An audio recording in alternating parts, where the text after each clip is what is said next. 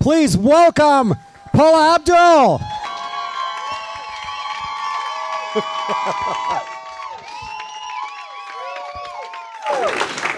Welcome. It is so awesome to have you. Your switch is on the bottom of the mic. Easy for you to say. You got it. Hi, everybody. Thank you for having me. I'm so thrilled to be here and honored to be here. It's my first one. So thank you for all the love and support for all the years. Truly. Should I sit? I am sitting. No, standing. Oh, whatever you're comfortable with. We actually have high director's chairs if you would like one of those. Yeah. Mike, can you make that happen? Thanks, Mike. Okay. And while we're getting the chair ready, I have just a couple quick questions before we get into the audience. Sure. You can put it off to the side right here. This would be a good spot, right over here. Yes. Oh, so you're choreographing me. Speaking of choreographing, one of your first breaks was doing choreography for Janet Jackson and the Jacksons. How did that happen? And that had to be a bit intimidating. It was very intimidating. I was a Laker girl and the head Laker girl at 17 years old, and it was my first season, and about 4 months into being the choreographer and one of the dancers, I got called up to the front office, and I thought, oh gosh, I'm in trouble. What did I do now? Oh no, one of the Laker girls might be dating. Oh no, that can't. I don't want to know anything. What am I going? And I was so scared to go upstairs, and I was told, sit down. You know, the Jacksons are season ticket holders. I go, yeah, I see them off to the left. You know, we used to sit on the floor, and they go, well, their choreographer fell ill, and they're about to announce a huge reunion tour called the Victory Tour with Michael Jackson. And they'd like to meet whoever choreographs the Laker girls. And I'm going, you didn't tell them I was the low one in the front, did you? They go, no, we'll leave it up to you to say that. I had no reel. I had nothing. I just had Laker girl routines on film. And I remember sitting in my white Jeep Cherokee. I was the last car to leave the Forum, and I was slapping my face going, what am I going to teach the Jacksons? And I'm like, I'm a fraud. It's the truth. It was crazy. And I just remember, if I can imagine it, then I can somehow fake it. And I'm just going to jump in the deep end and see what happens. And who would have ever thought that that would be the start of a career as a world choreographer? And that right from the Jacksons Victory Tour, and I got to be there, you know, working privately with Michael for 6 years, and that was incredible. And then I went straight on to work with Janet, and I stayed being a Laker girl throughout my entire professional career as a choreographer, and I had 4 Laker girl roommates in a 2-bedroom apartment, and I stayed being their roommate through all of this. And I'd come home and they'd line up and they'd say, George Michael's team called. They want you to meet at out in the next Laker girl. Aretha Franklin called. I go, no, she didn't. Yes, she did. No, she didn't. That's my sister Wendy. No, it's not your sister. And then next one, Luther Vandross and Duran Duran's called. And I would give them jobs. All the Laker girls, I got them their SAG card, their after card. And then I said, I have to hire other dancers too. And I stayed being a Laker girl and choreographer throughout my entire choreography career. And then I didn't tell anyone I was making an album. I stayed being a Laker girl, hid it from them that I was making an album, and I stayed being the choreographer through my second #1 single. I didn't want to lose my day job. And that leads to the album. 6 hits on that record. How were those songs picked? I mean, they were just out of the park on a debut. How did that happen? You wouldn't believe it if I told you. Oh, please. I was one of Sir Richard Branson's first 4 signings for Virgin Records America, and it was a studio apartment on Sunset and Doheny in Hollywood. There was only 1 employee. I'm not kidding. And they signed Roy Orbison, and God rest his soul, he passed away that year that he was signed, sold 1 million albums, and then they sold Steve Winwood with the caveat that I have to choreograph his first single for free. and he sold 1 million albums. They signed a group called the Cutting Crew, who sold 500,000 albums. And we'll see. We'll just throw you up in the air and see if you stick anywhere. And I was given zero money to make my album, and I delivered it on time, on budget. And back then, there were no computers. So, like, if you had to record a song, just one song, you had to spend money on studio time, engineers. If you wanted at least a B-rated producer, that was at least $125 million for one song. Plus, the producers take back-end points. And if I had to make an album under $100,000 and I delivered on time, on budget, I went on to make Richard Branson over $300 million in the next year. So it was good ROI. I had good ROI karma. Would you mind getting some questions from the audience? Not at all. All right, raise your hand. We'll come right out here.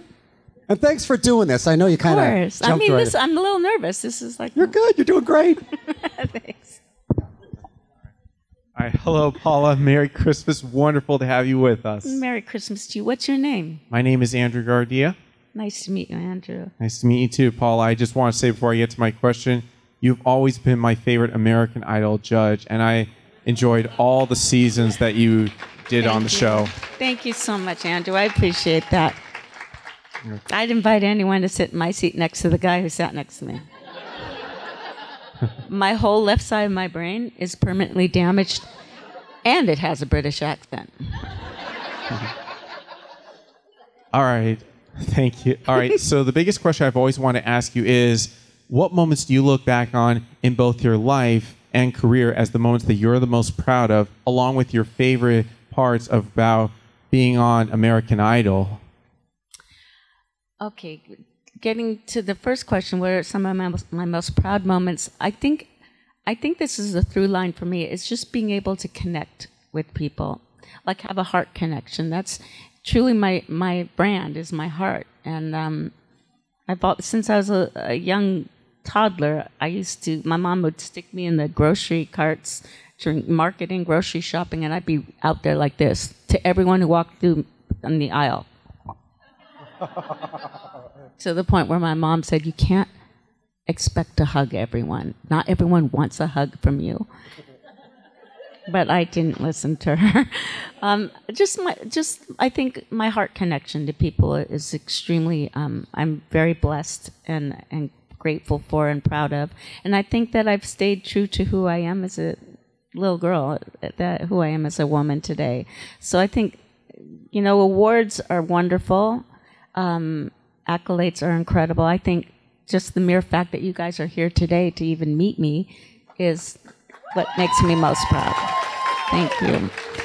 And as far as my most proud American Idol moment, or my favorite moment, definitely not him, but being able to really mentor these young, incredible gems of talent, and to be proud that, like, while I was on the show, we were able to discover and help them take flight to become world-class entertainers and sell platinum albums and get Oscars and Tonys and Emmys. And it's incredible. I mean, I'm like a proud mom, and I've literally made it my goal to see, when I was actively as a judge, I would go see their very first.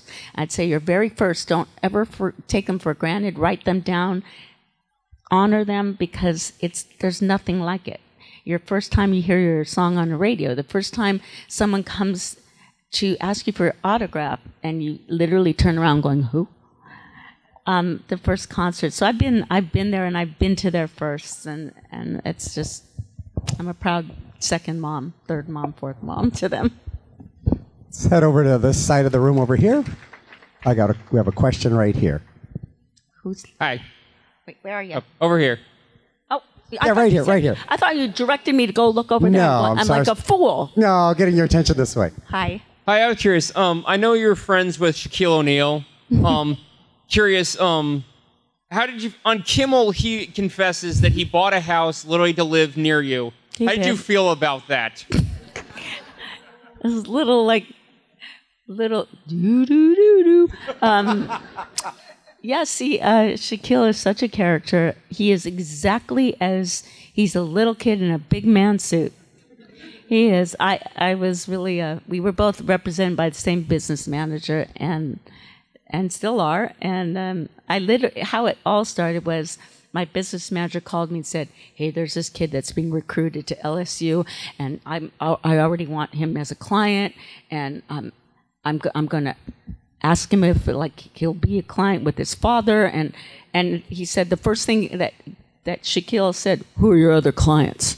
And he said, "Kenny G." And he said, "Nah." "Rod Stewart?" "Nah." "Paula Abdul?" "Paula Abdul. Can you get her to come to a game?"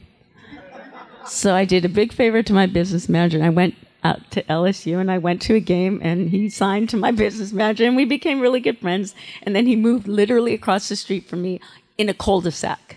And honest to God, he had a big turtle that would always get out, cross the street, and come to my backyard. And whenever Lucille, his mom, would come to visit, he would get in so much trouble, and I'd see Lucille with her house coat with the shower cap on, chasing him down the street with a frying pan. Truth be told, it's the truth. It was great having him across the street, except for on his annual New Year's Eve party. I didn't want to go, and he came barging into my house. I was in my pajamas. He picked me up over his shoulder, makes me go to his party. Everyone's dressed to the nines, and I'm in my pajamas. But I know what happens when the clock strikes 12, and I hid immediately under the table. Because what he does, and he had a pink pinstripe suit on, a three-piece. It was magenta and light blue pinstripe. And he had a derby hat on in magenta pink. And when the clock struck 12, what he does is he drops his pants and moons everybody, and moons them on their head, okay? So I knew to take cover. Truth be told. Okay. It's got to be hard following that. Got a question, two questions right here. Wow. I know, wow. Paula, did you ever work on a song that did not become as big of a hit as you thought it would? Plenty. Plenty of songs. They're called B-sides.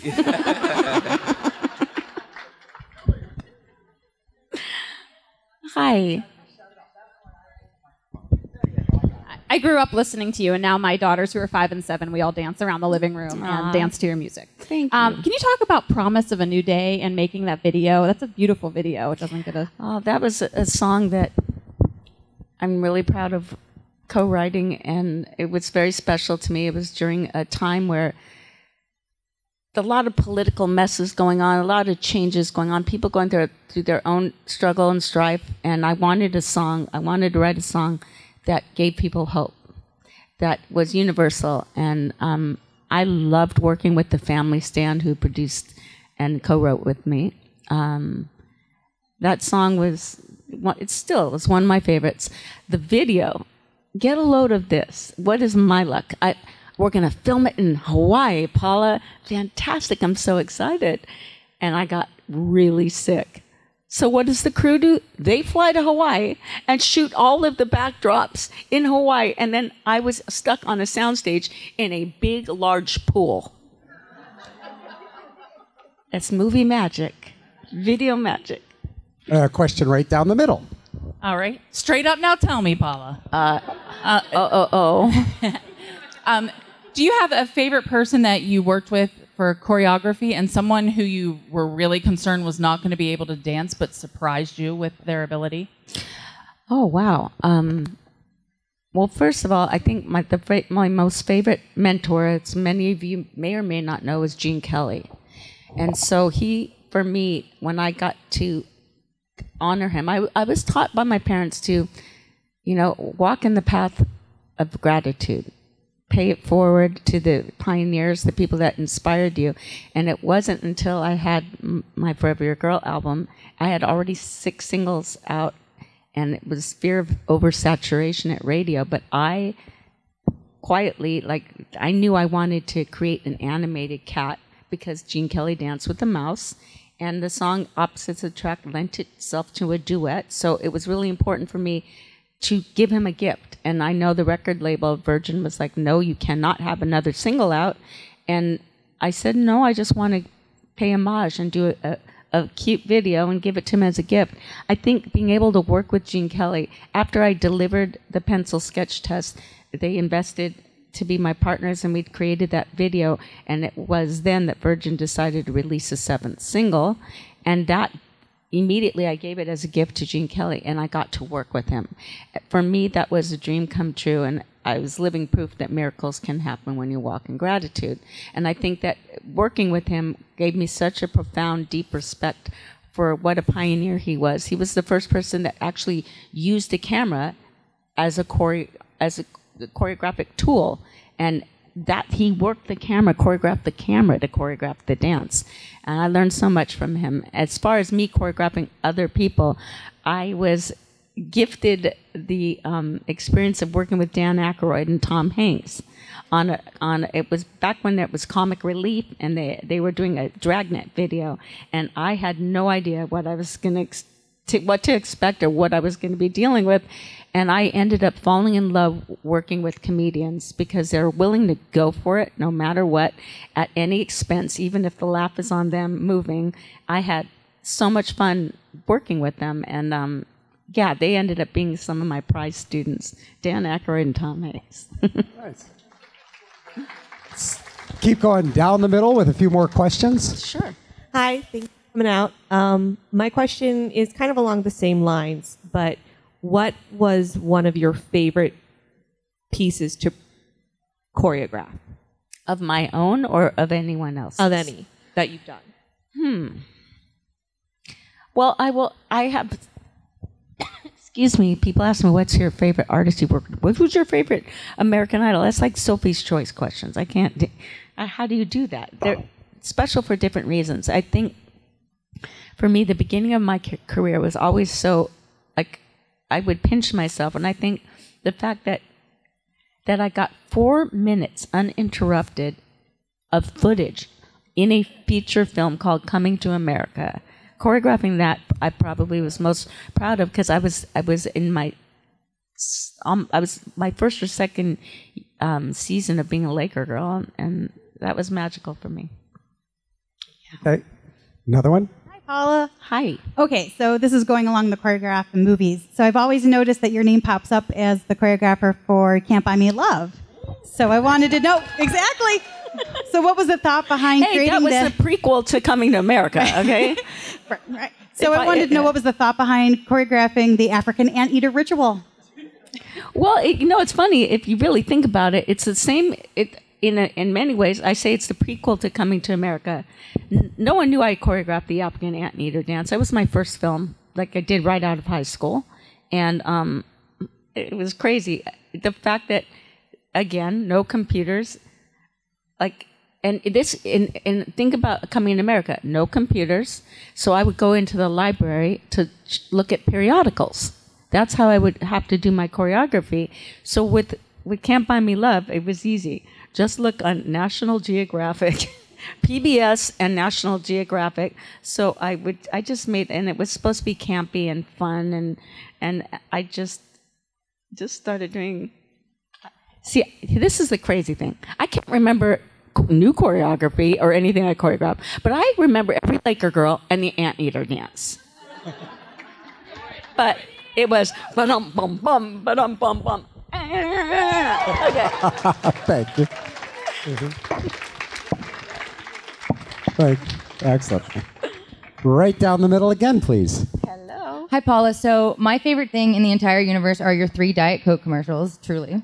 And I have never gotten a chance to ask you just any stories about working with Elton John or Gene Kelly, or like working with the digital. And just what was that like, and how did that opportunity come about? Well, I remember watching Elton John's first video and seeing all these amazing, iconic people being placed into today's photography with the artist. That, to me, was like that technology was incredible.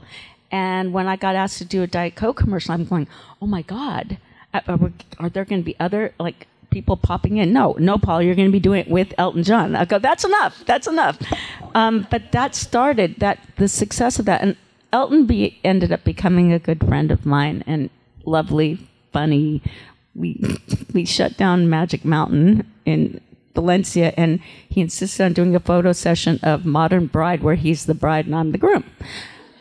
I'll never forget that. But after that is when I gave the gift of opposites attract and created Scat Cat and gave it to Gene Kelly. And the day that I actually was invited over to his house for tea, it was like literally 3 days after I gave him the video as a gift, he invited me over for tea in Beverly Hills, and I remember arriving at his house. It was in the dead heat of summer. It was over 106 degrees, and I arrived at his house like 45 minutes early, and I kept driving around the block until I pulled over on the side like 10 houses up, and all of a sudden I heard on the back, bam, bam, and it's Gene Kelly hitting my trunk going, Abdul, I've seen you go back around and around. Just come in. And I'm like, oh my God. And it was as if I knew him my whole life. I mean, I was like shell-shocked. I couldn't speak. Really, I was like so beside myself. But that day that I was with him, I said, you know, I always say that I was born in the wrong era because all I've ever wanted to do is dance with you, be in an MGM musical. Oh, my God. And I said, you know, it's weird. I have this Diet Coke campaign with Elton, and it's really successful. And I just have this feeling that they're going to ask me to do another commercial, and it's probably going to be dance. And I hope I get to somehow, you know, how they put the icons in there. Maybe we can dance together. And that night, I had the old-fashioned pagers. He left a message on my phone, Gene Kelly, saying, are you a Wiccan? I didn't even know what a Wiccan was. And I'm going, Mom, what is that? She goes, he's asking if you're a witch. And I'm going, he goes, I swear to God, not even 2 hours after you left, I got a call from Coca-Cola asking if I would give up the rights, the licensing rights of Anchors Away, and they'd take Frank Sinatra out and place you in. And I'm telling you, miracle of all miracles. Let's head to the far side of the stage for a couple questions. Okay. Far side. Then we're going to bounce back over here later. What is your favorite and least favorite album that you've created, and why? That's a great question. I'm one of those artists who don't like listening to their songs. Which is, I mean, I will listen to them in the process of making an album. But after that, I only want to do it live on stage. So I'm very critical of my own self. I think that's been a dual-edged sword for me. It's been the greatest of times because I try to I'm a perfectionist, but I know there is no such thing as perfection. So I can honestly say most of my albums I thought, but thank God all of you thought different. And I love you all for that reason alone. We'll bounce to this side, and this young lady has a question. I was wondering how you danced with MC Scat Cat on the music video Opposite Attract. Well, way before you were even a thought in your mom and dad's life. Maybe like way before all of this modern technology. Scat Cat was created by lots of different animators from Disney, from Warner Brothers, from all different companies that worked and moonlit. They were moonlighting, meaning that they would leave their jobs at Disney and then they'd come and work on Scat Cat. And it was painstakingly, they'd have to paint cell by cell. Took forever. So everything that I was reacting to nothing, but I knew what I was doing. So if I had to choke someone, I just thought of someone I'm going to meet in my future who's British, and just strangle them, okay? But now today, guess what? Now you can put little patches on your body, and that triggers the animation, and it's in real time. So if I'm hooked up to different like little modes, little modes that they stick on you, I can create the animation in real time. If I move my arm, the animation moves its arm. But back then, it took over 3.5 months to create opposites attract. So I had to do it like very creatively. And at the same time, they were making a movie called Who Framed Roger Rabbit? And it just so happened that we came out relatively around the same time. So I hope I answered your question. Yeah. It was way, way, way long ago. Yeah. And let's stay on this side of the room for another question. Hey, Paula. You're my American Idol. So thank you, sweetheart. You're the reason why I went to performance arts school. Oh, really? Yeah, I went to San Diego Performing Arts. Great. And because of the video Nasty with Janet Jackson, all of our friends, my friends, did the choreo, we tried to, but, Isn't that funny? The snake will go down in history. When I am this big, in my 80s, I'm going to go, yeah, I choreographed the snake. But anyways, go on. And I know you always said that you had back issues, So how is it, you had a long career. How is it that you were able to control that? And just one more thing, Spellbound's my favorite album ever. Thank you. So thank you. Thank you. But I just want to know how you were able to control that. You're asking a question that has been an ongoing issue, no longer, thank God. But being a dancer, doing things that I'm not supposed to be doing with my body, trying to always up the ante. I had lots of injuries, tons of injuries. Before, when I was working with Janet Jackson, I endured a really bad car accident, and that kind of started neck and back trouble. But I was really mindful of, also I was born 3 months premature. Let's just face it, I had terrible, terrible hip dysplasia. For a dancer, you need to have what's called turn out. I was turned in. I had a mass for lungs and a broken windpipe. So I was fainted. I was a fainting goat the first 3 years of my life before there were fainting goats. Anytime, what does a baby do when they wake up? They cry. What happens when a baby cries? They wrinkle their face and they go, and I'd be fainted.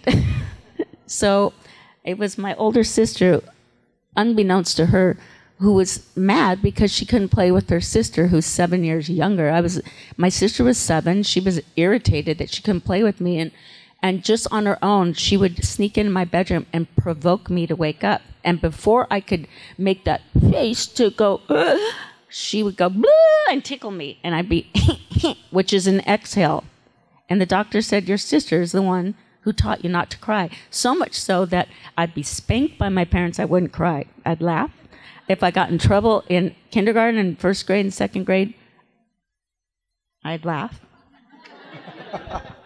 And that's the truth. So I was born with kind of like a little bit of a struggle there. I didn't have all and isn't it weird that with broken windpipe, a mass for lungs, hip dysplasia, I became a dancer, choreographer, and a singer. It's just you never know what life is, and that's why if you follow your passion, I was really grateful at a very young age to know that I can go outside of my disabilities and be passionate about something and make something happen. Awesome. We got time for about 3 more questions. You're going to be headed back to your table, or you're going to lunch? I know you have a busy day. My lunch card's wide open. Okay, good. Well, needless to say, let's get to the next question. Paula, as being a fan of yours from way, way ago, we appreciate all your music. I loved watching you in American Idol. What does the future hold for Paula Abdul? Wow. I feel like I've only scratched the surface, to be honest with you. I was sidelined at the height of my music career. I was in a plane crash. People go, no, you weren't. It's not written. Well, guys, calm down. Yes, I was. And it was prior to paparazzi. It was called tabloid reporting, and I was able to control it. But I was on a plane, a 7-seater, on my Spellbound tour. I had a handful of dates left. I was leaving St. Louis to go to Denver, a half hour into the air. I was climbing over luggage, using the restroom. I never made it back to my seat or was able to buckle myself up. A big boom and an illumination of light. One of the wings caught on fire. The right wing caught on fire. And we plummeted, and I hit my head on the top of the plane. And when I came to, we were crash landing. We were doing an emergency crash landing on half of an engine. And that was the start of me having tremendous spinal cord issues. And I went through 15 cervical spinal cord surgeries all through the front of my neck. I disappeared from the music scene. I disappeared from the entertainment business. I was dropped by everybody. My record label, when I was the biggest selling artist, I was the biggest selling pop artist at the time, catalog selling artist, biggest tour. I was dropped by my management, my agency, everyone. And for the next 7.5 years, I went around the world, and it was the beginning of what was called stem cell research. And I would try to get into trials, and I went around the world, and I had many, many surgeries. And I showed up 7 years and 3 months later on American Idol. Wow. Yep, and there were 6 other people on the plane who can testify that they were in the same plane crash, too. I mean, people go, no, if she talks about a plane, there's no record that there's a plane crash. Well, back then, you could silence people by paying them money and having them sign a contract. I was afraid to let anyone know that I was damaged goods, because for fear that, I didn't want to lose my career. There you go. Let's do 2 more questions. Yeah, let's end on a high note. Yeah, I know. So let's have a very positive. This better be a positive question. Is it? Okay, I take your word for it. Fire away. Welcome to the home of Gene Kelly. And what is your favorite movie that you were in, and a favorite movie that you were not in? Well, I have to say Singing in the Rain. But to be honest with you, almost every MGM musical. And then getting a chance to work in film and choreograph musicals was tremendous excitement for me. I think in the past, a year and a half ago, I believe, I did I don't know if any of you know the Impractical Jokers. I got to work with them. It was probably the most fun I've ever had, because they kept me laughing the entire time. And I have a weak bladder, so you can just put 2 and 2 together. Thank you. Thank you for welcoming me so beautifully. And thank you so much for doing this. This means so much to us. Give it up for Paula Abdul. Great. Oh, much better than that. You can do better than that. Thank you very much. Fabulous. Thank you so much. One more time, Paula Abdul. Hi, this is Aaron Ashmore, and you are watching Fandom Spotlight. Be sure to like, share, and subscribe like now. Oh, and have fun and follow your fandom.